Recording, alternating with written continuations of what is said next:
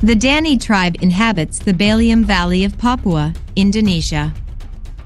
For centuries, they practiced a ritual known as sugriwa or sujihirendu.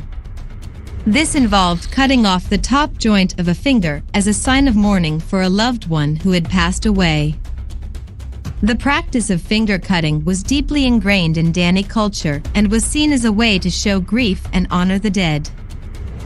The ritual was also believed to have spiritual significance, as it was thought to help the soul of the deceased on its journey to the afterlife.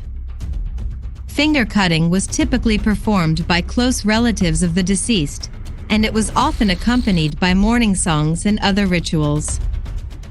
After the finger was cut, it was wrapped in a leaf and buried with the deceased.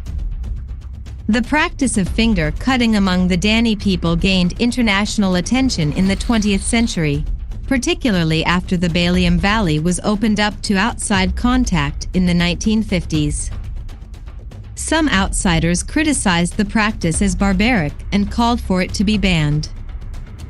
In the 1960s, the Indonesian government began to discourage the practice, seeing it as a backward and primitive custom.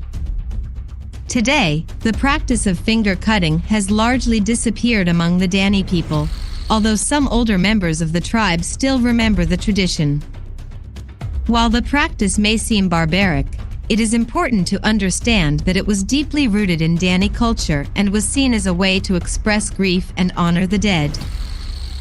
The history of finger cutting among the Dani people provides a glimpse into the cultural practices and beliefs of this unique and fascinating indigenous group.